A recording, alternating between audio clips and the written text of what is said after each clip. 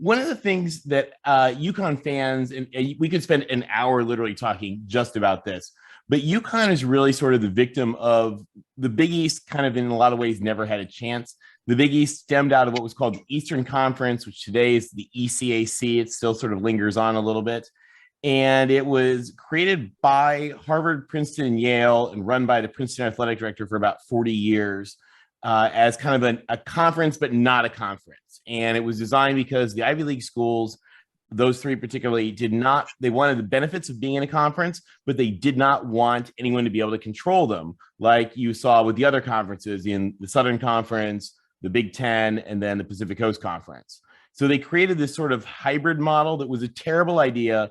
And if you really study its history, I don't think they ever made a good strategic decision. And the Big East kind of stemmed out of there too late, not enough, poorly run, and too focused on basketball to really be successful. But what's interesting is that when we look at conferences and where they got to, I think that we see a lot of issues because the Big East schools very much fit together and really today should have been a conference on their own. And instead, all very much ended up kind of in the wreckage of the past. So when university presidents and administrators and those in that industry really look at sports and how they think of it, they think of things really on two axes. They think of themselves as how is our institution and how are our sports.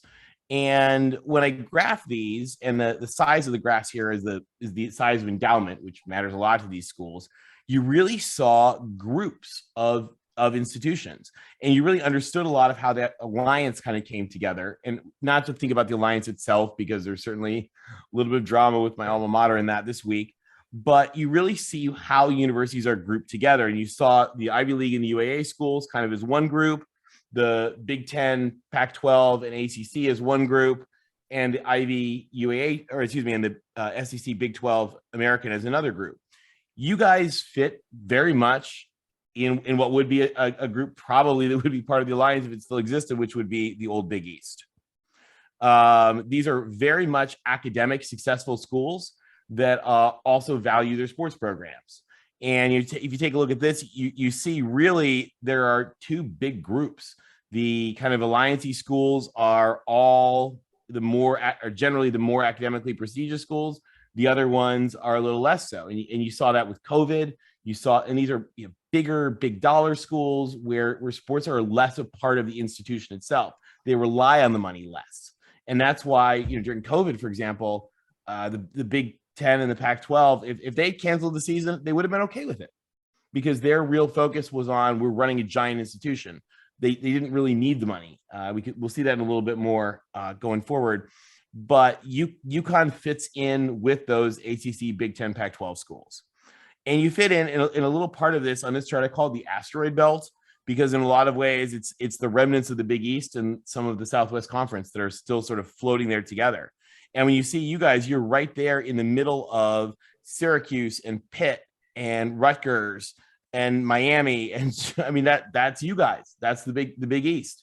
Your school still sits in the middle of what really sort of should be the Big East in those asteroid belts. And all these metrics, how modern are these metrics? So are we talking, this is all metrics that have happened since UConn? 2021. Yeah, 2021. Yeah, exactly. So UConn's maintained their I would say, their level and position within the grand scheme of colleges and universities. Yeah, and these metrics don't move a lot, to be honest. I mean, they move a little bit, but over a lot of years. But yeah, this is pretty new, and you still, institutions really kind of sit around each other because they really grew up together. UConn grew up as an institution along with Rutgers and Pitt and those other schools in the East. You guys really are a Big East school, but you have a disadvantage that a lot of the others don't, which is that you didn't make the jump to what would turn into one of the A5 conferences when that time happened. And as a result, you're sort of stuck in a G5 world. And the Big East is not a G5 conference. The Big East it's a thing unto itself. But if you think about, the American and sort of where the G5 were, the money is just not there. And we'll see that in a minute. And that is a killer because you're automatically starting off with everyone else having a giant financial head start that you have to try to somehow keep up with. And it's a killer for the G5 schools. And there's, I think, a more strategic problem that we're going to have to deal with. But if you see on here, this is the profitability of the athletic departments. And in fact, on the Big 12, where you notice the reds going down, those are the schools where those are still their American Conference numbers. But what you guys have done that I think is really smart is you're following the BYU model. And that is that about 10 years ago, BYU realized that for them to make the next level up, they needed to not sit sort of in the minor leagues.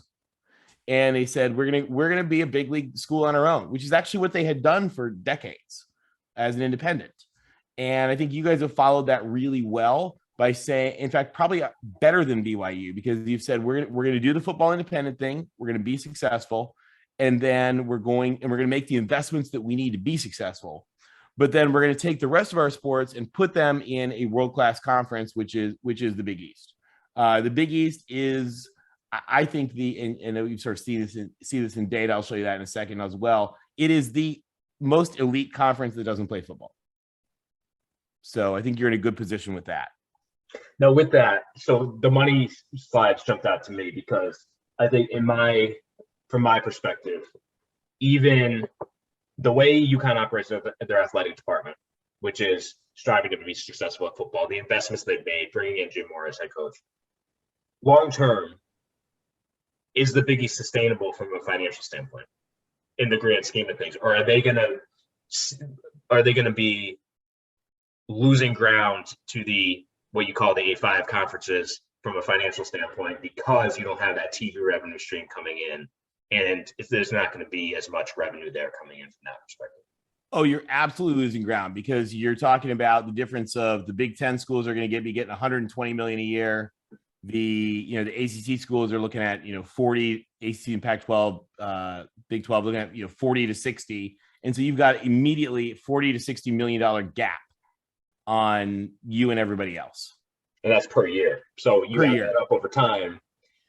A decade from now, UConn's going to be in a much worse position, which is why my perspective is UConn made this move to the Big East and Independent to set themselves up to join the A5 going forward, because sustainability-wise, the Big East and Independent, from a competition and a measurement perspective to the other schools in those A5s, it's going to be night and day.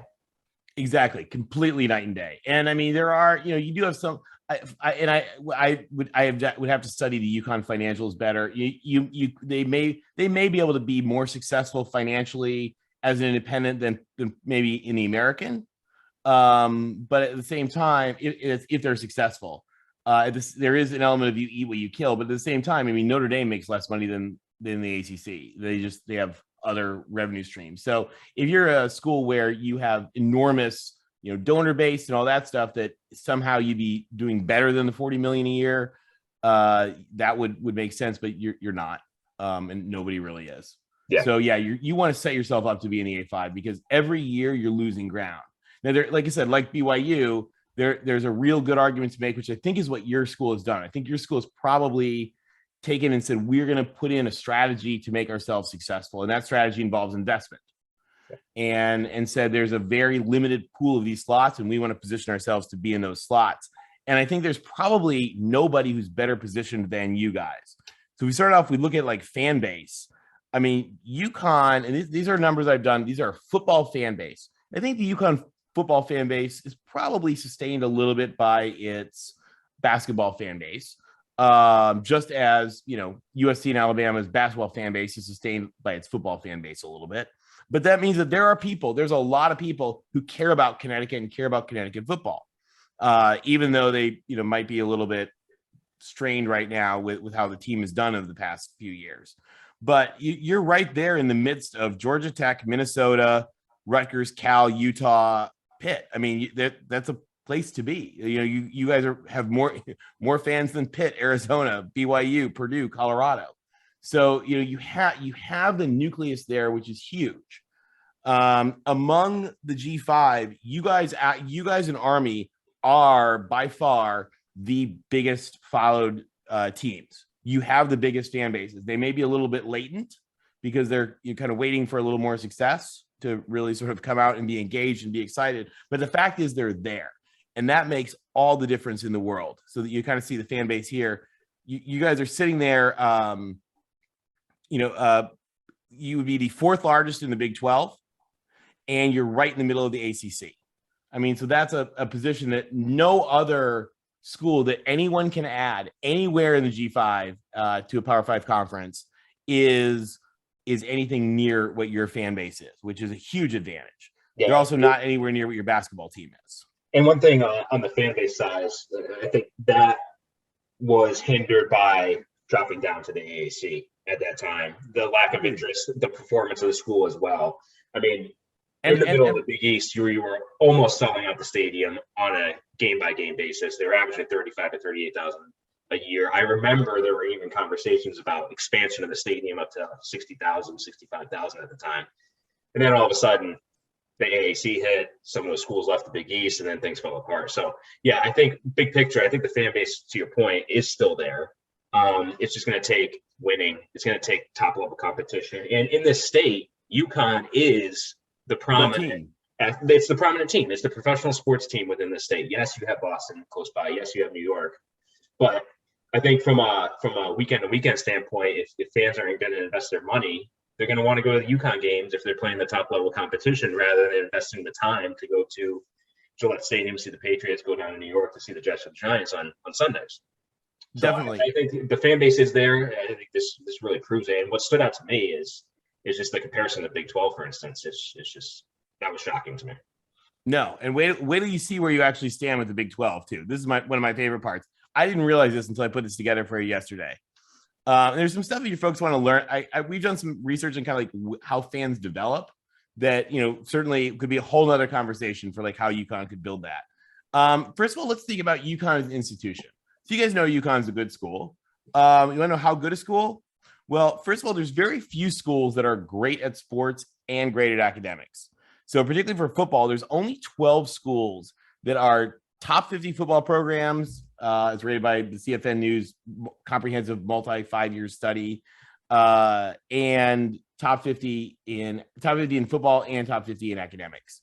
5 of them are in the Big 10, 3 in the ACC, 1 in the Pac-12, and 3 in the SEC. And so you guys, I mean, if you guys are right kind of up sort of with this gang pretty closely. So if we can look at the top 40. These are just the top 40 sort of the A5s, the Power-5 schools, where they are academically. Where are you guys? You're right there between Michigan State and Indiana. I mean, those are some serious schools. I mean, UConn is a great school. I mean, look at you right there with right where we expect you in the Big East, right between Pitt and Syracuse and Virginia Tech. Right there with Ohio State and Minnesota, and Michigan State, Indiana, Georgia Tech, Maryland. These are elite academic institutions. There are not very many schools available that punch your weight academically and athletically. I mean, you start thinking about like Tulane and Rice, who are the sort of the premier academic brands that are still sort of available in the G5. They're not, your football team aside lately, they're not in your realm academically. You guys are a Big East school. And when we look at where you fit within the Big East conference, within the A5 conferences, in the Big 12, UConn would be the number 1 academic institution in the Big 12.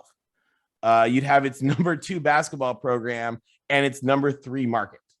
So, I mean, that is a dream. But you would have its lowest rated football program.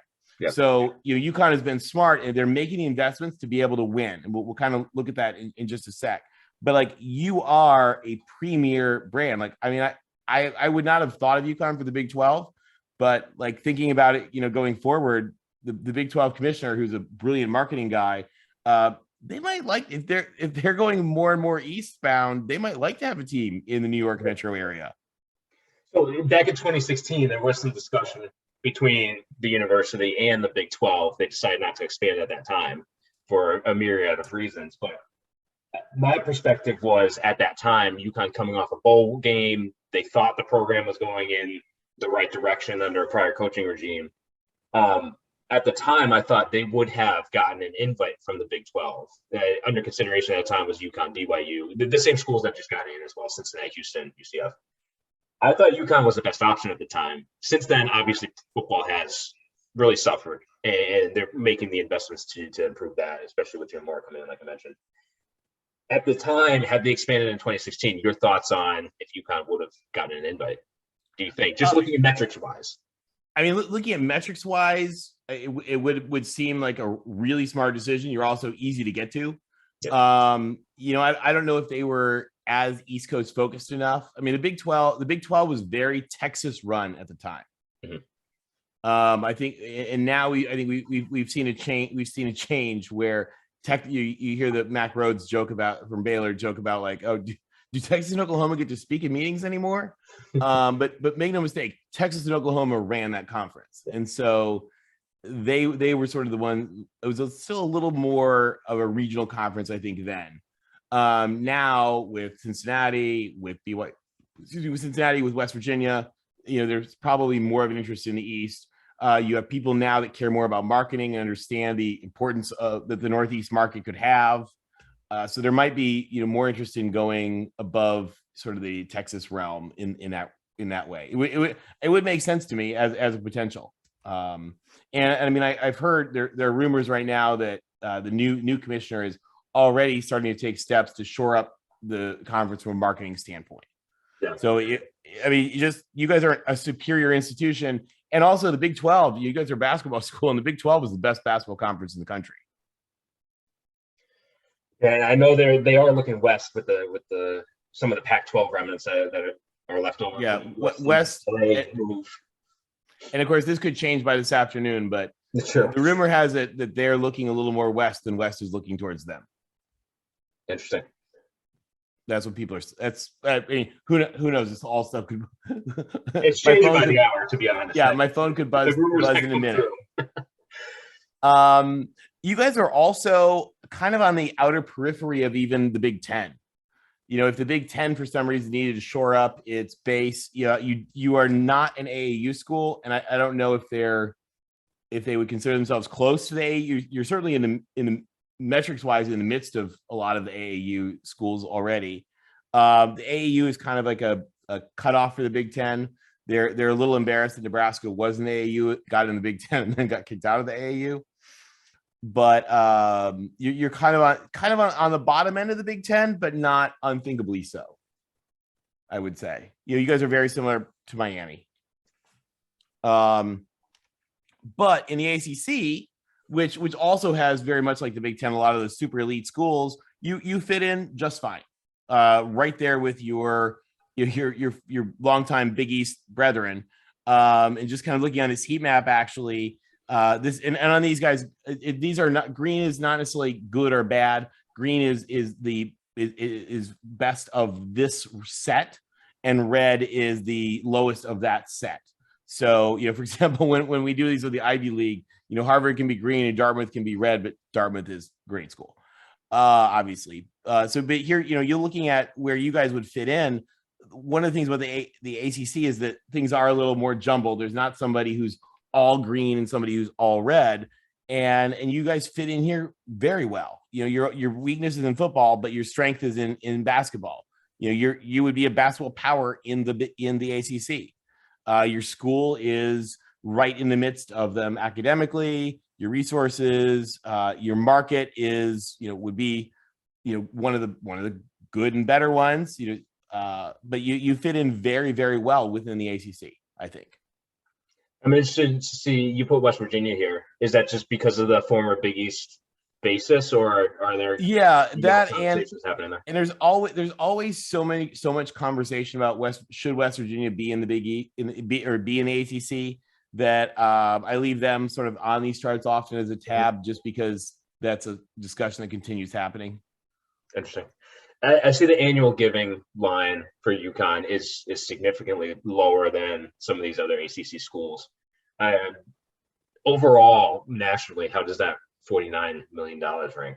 So that's really low. These are also, by the way, the annual giving numbers are from MUP. I think they're deflated to 2000. I think they're like 2019 numbers deflated to 2018 dollars or something like that. So take them with a grain of salt. They're relative to each other.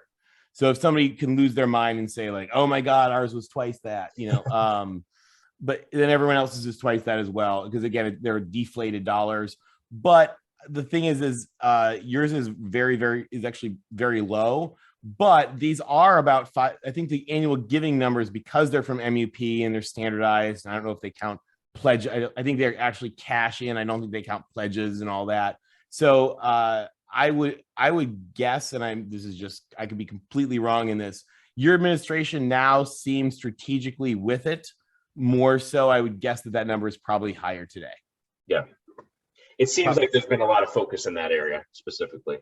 Now, in the grand scheme of things, what is the priority levels today when it comes to athletic directors, presidents, commissioners of conferences in terms of what they're looking for from an overall addition to a conference? Is it still, we've heard market size, we've heard athletic success, we've heard academics, spoken publicly by each of these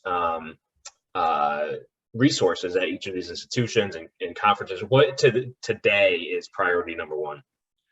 So priority number one, I think, and this sounds like a cheesy like job interview answer, but priority number one is all around excellence.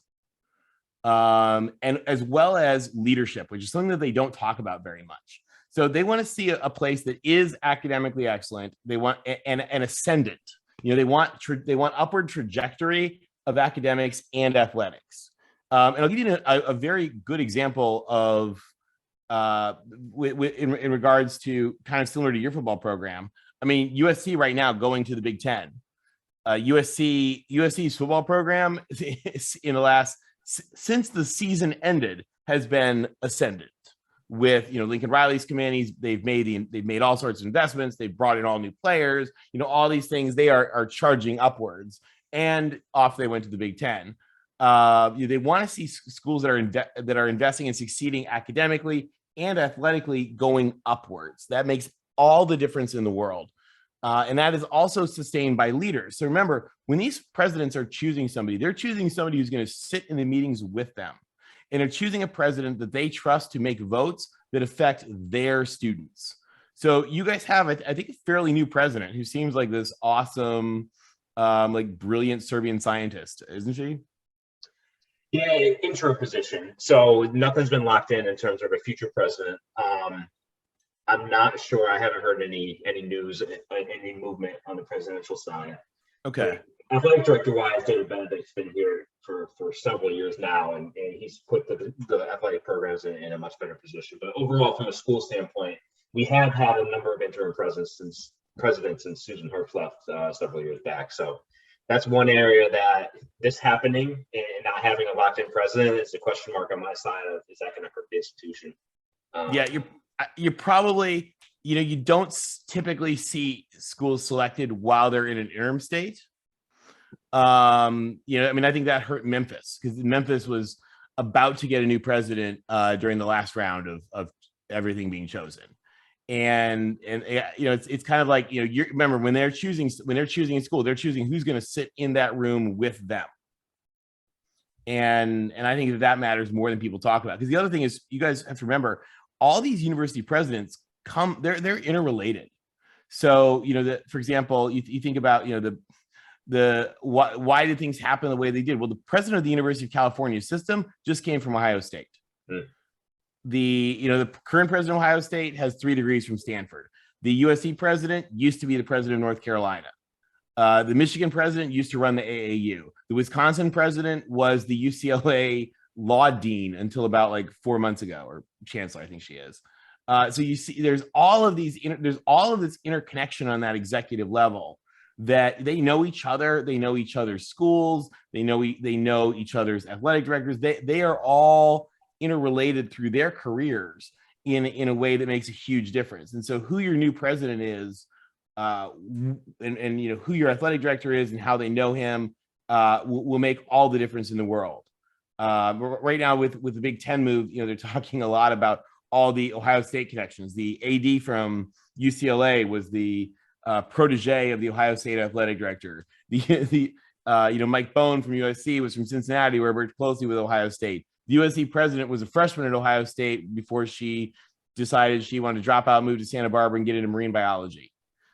She's a brilliant marine biologist. So there's all these connections go back on that executive level in a way that I think fans don't necessarily think of. Yeah, just like in the business world, I mean, relationships matter, right? So it's building that relationship, and the investment of that time and effort, it probably would help in a huge way. And I'm sure that's been happening behind the scenes on the UConn side. But there's an area that I think UConn may add value to, and this is actually something that I just did yesterday. I don't think we didn't talk about this as much, but there's a lot of question around basketball revenue and the value of a basketball team. So right now, there's very little value in basketball to the A5 conferences, which is part of why you guys are still sort of out in the cold a little bit. And that's because the revenue from the March Madness Big Dance Tournament is distributed in this wonderful system that sort of supports huge welfare checks, almost, you could almost call them, but these subsidies that go to schools at all levels of Division I, Division II, Division III, pays for the entire NCAA, pays for all the NCAA championship events at all three division levels and all the travel, putting on the events, all that kind of stuff. It's wonderful. It's a big chunk. And in NCAA, again, going back to the old NCAA TV revenue for 30 years or something was run by the idiot who set up the old Eastern Conference, this athletic director from Princeton, who, again, never made a good strategic decision in his career, from what I can tell. And that he set up the NCAA's terrible TV system, which was dismantled for football, thankfully, by the University of Oklahoma and the Supreme Court in 1984. But the basketball revenue is still there, pumping the NCAA full of money. There's question right now on high levels of how long that's going to go on for, because that money is earned, but primarily, as much as we want to celebrate St. Peter's and their success and the Cinderellas, that money's earned by the North Carolinas and the UConns and the Villanovas and the UCLAs and the Kansases and the Baylors of the world right now that are really the ones playing that tournament and winning that tournament. So I did some rough calculations, and of course, who knows what the actual deal would look like. This is very much an eat what you kill model, but how much money could be available to each conference based on this basketball tournament? And there's a lot of money being left on the table. And so as athletic directors and conferences and schools might be thinking about, how long are we going to continue this little subsidy program we have going on? UConn's basketball program would become very, very, very attractive. So you think right now, for example, the Big 12, because they've had two schools win it, the Big 12 is really leaving about again, who knows what it would be, call it $10 to $15 million per school per year on the table. That's a lot. Yeah. And same with all these conferences. The Big East, you're looking at $10 million a year being left on the table so that they can subsidize Division II and Division III and everybody else. And I mean, and that is wonderful, and it adds credence and value to all of college athletics, and it would be sort of catastrophic to a lot of the smaller schools if that went away. But there's a really interesting question, and it probably dwells into bigger political things as well. But that isn't really their money. And by the way, this model would allow for plenty of money to go to the Cinderella teams and all that would earn it. This is just highlighting the higher conferences, just because that's what people like to talk about. But there's a lot of money on the table there. And so if UConn could get its football program to be good enough, its basketball program all of a sudden would become very, very, very attractive as well. This is a great slide that I don't think anybody's even thought about. Yeah, and I think in this is the kind of thing we talk about in meetings that didn't happen in a lot of ways. Yep. Where the conferences have to be looking at this and saying, okay, there's a lot of money. Now, again, it would be very, very, very unpopular. It would be catastrophic to some of these Division II schools if all that NCAA money stopped happening. If the NCAA all of a sudden became like a fee for service model, okay, you want the NCAA, you pay for the NCAA. Because right now the NCAA is just free. It's given to you because it makes all its money from Division I basketball. This really showcases where the Big East sits in the grand scheme of even current day, where the Big East sits overall. Yeah, and the big thing here, look at the football money. That big gap that is the Big East is the problem. And that's, I mean, the Big East was always terribly run because it should have been for the money's in football, but the Big East was being run by schools who don't play football. And actually, Providence, Seton Hall, St. John's, they look down on football, which is dumb. And then what happened is, because they ran it so poorly, when they had defections and things started to happen, and then they had to add schools that did not fit with them. So if we think back to that other chart, we can just flip back up there real quick. When you guys were trying to add those, sorry guys, I went too far. I'm pointing at my own screen. You can't see that. But when you're trying to add those schools in the lower left to the Big East, all of a sudden you start to see why it didn't fit. Why the messy, like, patchwork Big East that was going to have San Diego. Weren't they going to add Boise at one point? San Diego State, TCU. There were, I think Boise was even under consideration at the time. Yeah, look where Boise. I mean, and those schools are just not in. They're not. They didn't fit with the Big East, and conferences that are hodgepodges together like that typically just don't do well together. Yeah. And so that's why, I think you guys are positioned. You are basically a Big East / ACC school that just needs to get its football program to be good enough that the rest of your strengths, your academic strength, your basketball strength, your marketing strength, can really take hold. And when I think about the actual, I should have a slide up here that's an actual, geographic map. But we think about the geographic map. You guys fill an interesting hole between Syracuse up there in upstate and Boston over in Boston, obviously, and you guys sort of fill that gap there. You guys, and actually Temple is another one that has just been woeful at football, but would be is in a giant market that sort of fills in the hole that is missing from the Big East, or excuse me, from the ACC. I did see you had some football slides here. So you talked about getting football right.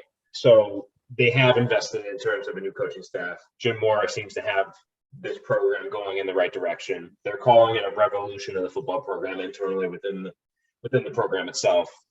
And I've seen something that's indicated to me that there could be some things on the horizon. Is the governor of the state has been visibly around the football program, giving support. He showed up at a spring practice on campus in the middle of April, on a Friday night, just showing support for the program. I mean, I think that shows that UConn is investing in the program, that bringing in a head coach that has been an NFL Pro Bowl head coach. He's got success. His recruiting, the amount of players he's brought in that have Power-5 experience, is going to be a huge help in turning this thing around sooner rather than later. And there are opportunities. I see the schedule that you put up here. I think there's some opportunities to get some wins this year. I think this year is going to be a building season. And maybe towards the end of the year, if you're able to get some wins, you could showcase to some conferences that, hey, we are on. We're turning it around. Yeah. I mean, Jim Moore is a great coach. He's also supposed to be a great guy. I mean, I'll give you an example, and this, also very fits in well with ACC Big Ten. When the You Can Play, which is a big movement they had to support like LGBT athletes in sports. Jim Mora was at UCLA at the time, was actually like the most like vocal supporter of their program, and like helped host their video about like You Can Play at UCLA. And just, which huge, big in media, huge among the student body. You want to talk about this is the kind of thing that university presidents want to see. They want to see a football coach aligned with their school values, and there's Jim Mora. Things didn't work out for him at UCLA, which is, I can make fun of it as a USC fan, but I was actually kind of bummed because he seems like a great guy, and he seems like the perfect kind of person that you guys need to lead your team. I'll tell you, you have another great weapon as well for UConn. Jack McGuire from Barstool Sports, who is a riot, is a huge UConn fan. And I mean, those are the types of people you want to start seeding. So I put this is kind of a little bit just, kind of me speaking out of turn and sharing information that nobody asked for. But when I was thinking about you guys last night, I was thinking about, what could UConn really do to make realignment a win? Do we have a minute? Should we go over this? Oh yeah, no, let's keep going. Yeah. Okay. So these were just some things that when I thought about you guys from a strategic standpoint, I thought about what's going on with these schools. What have we learned from the last few realignments that UConn should do? The first one, and actually, I can send you an article 247 wrote. It's an oral history of how Utah joined the Pac-12 and how Utah got itself ready to be in the Pac-12. Utah spent about a decade like lobbying and making sure that the Pac-12 schools were ready for them. And so, follow that Utah model, lobby and win over those influencers. Something you guys are doing right now, which is what BYU did, act like an A5 program. Don't act like a G5 program. Act like you belong. And by the way, I consider the Big East to be, and actually the Ivy League as well, to be in a separate league.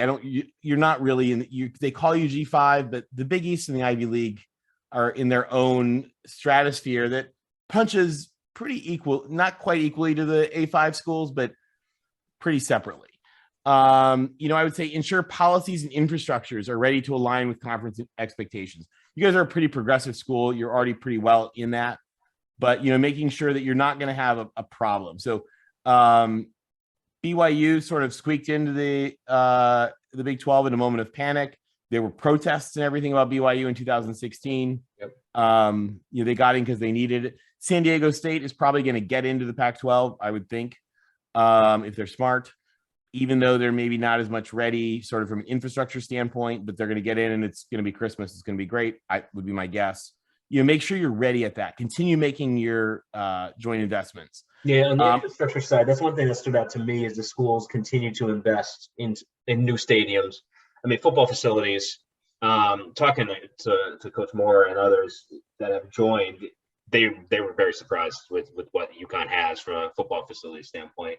And then they put in brand new stadiums, baseball, soccer, softball, hockey rink is going up. So they're continuing to make those investments. So that's right in line with us. Yeah, you guys are acting like an A5 program. I would also say one of the things that they should really do, and they should give these as talking points to coaches, embracing joint academic and athletic elitism. Like, talk about that. Yep. The Big Ten schools, the new Big Ten schools and the Pac-12 schools, like, they talk about like school is important. And by the way, when you're recruiting people don't realize this. Like, parents care a lot about how good a school is. Lincoln Riley talks a lot now about how much easier it is to recruit kids to USC because their parents are like, yeah, I really want them to go to that school. Yep. That they didn't have. And then I don't know, this would be very much you with your new president, but anything you can do to push for AAU, that's the golden ticket. And that's not just the golden ticket for sports. That's the golden ticket for everything. So, if they can really push to get that, it makes a big difference. To your fans, I would say there's been something really interesting we've learned over the last 2 years, and that is what it looks like when the opportunity happens. So for you guys to get in the ACC, quite honestly, we know that right now the pirate ships are circling the ACC. And that grant of rights is a wonderfully locked in contract. We don't know what's going to happen. It may be there for a while, but when your opportunity comes to take that step up, it'll probably be amidst some kind of meltdown, right? Like, hypothetically, if we were to say the thing the media is talking about right now, I don't know if this would be what would happen, but, a pillaging of Florida State, North Carolina, and Clemson, or, something like that. When that happens, it's going to be a meltdown. It's going to suck and things are going to be messy.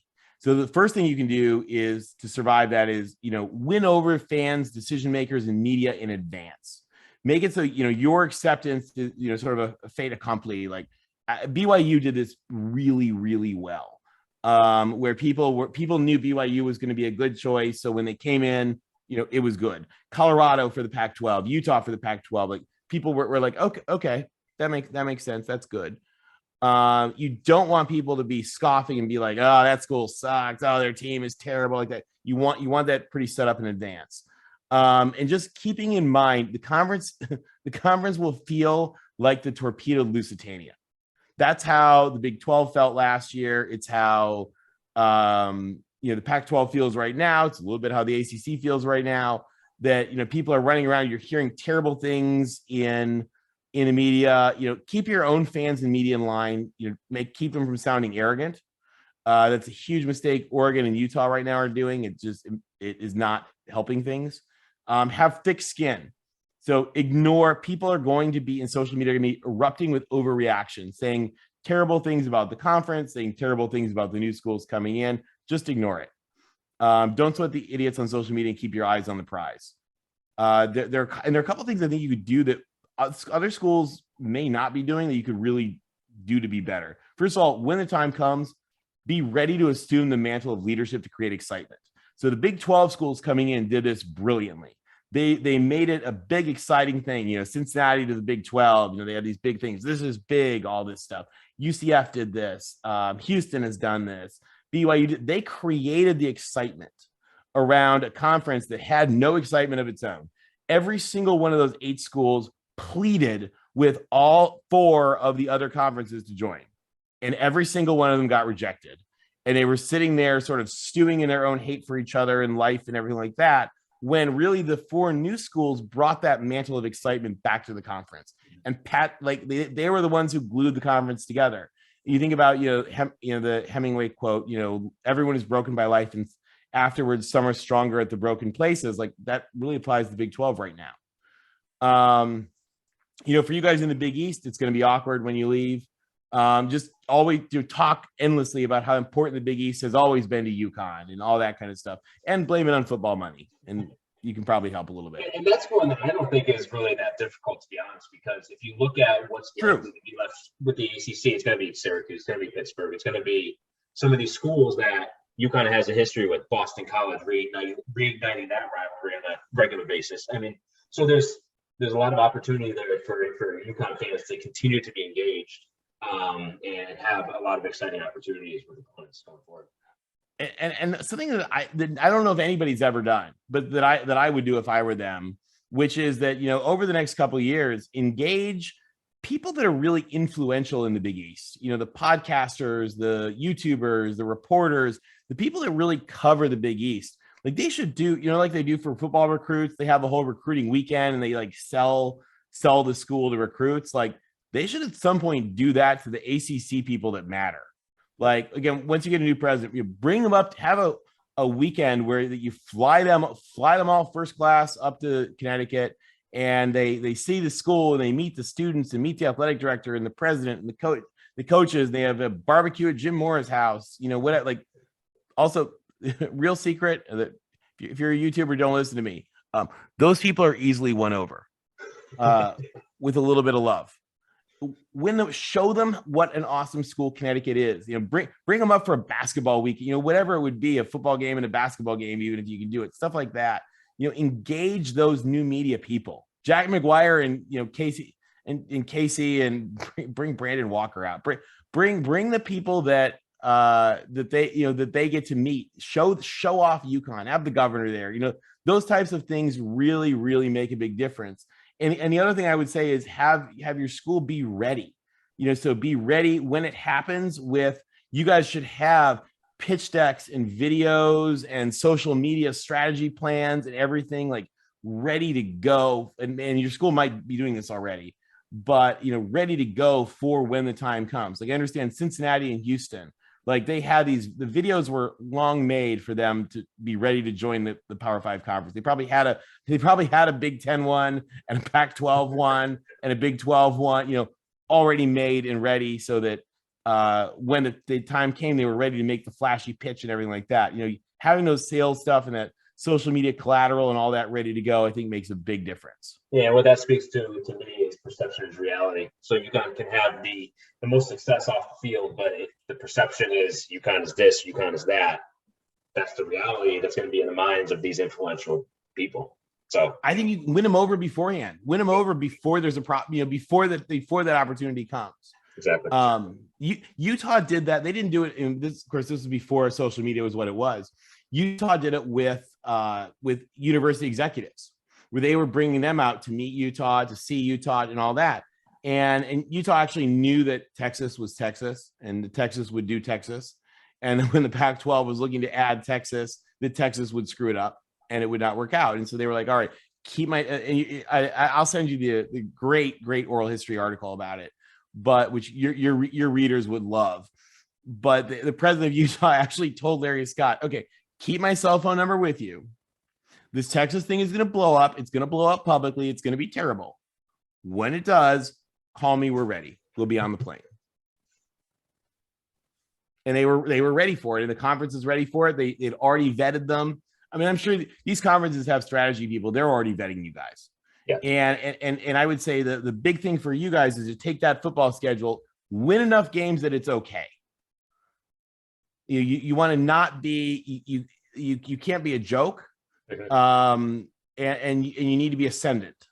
And it's, I think you guys could knock some people off. Jim Moore's a good coach. You guys could knock some people off here. And when you do that, this year and next year, because it's probably not going to happen this year or next year, which is perfect because you can take that time to grow that football program. Yeah, that's exactly what's going to take. It's a little bit of time, but you also have some pieces in place where they could, like you said, get some wins here or there early on. Awesome. Do you have any other things that you put together? So there's a lot of stuff here for you guys that I think your folks could take a look at. Interestingly enough, this sort of goes along with your new presidential search. I've actually done some fascinating research right now lately and found that, funny enough, the best football success right now we're actually seeing from female CEOs. You kind of goes along. Your interim president right there could be an example of somebody who's positioning their school for better football success. You guys are acting like an A5 program. You're acting like a program that's ready to start punching at its own weight level again. And I think it's exciting. Like I live in New York, so we want to see success. We want to see success in New York. We want to see success in New York, Connecticut, New Jersey area. And I think it'd be great if UConn was doing it. Well, Tom, we were planning for 30. We've gone a full hour. So I really appreciate you going through all the level of detail here, putting this together so quick. I think the fans are going to like this when I put this up. And again, thank you for taking some time to look at UConn in more detail and really putting this together. Thank you. Go Huskies.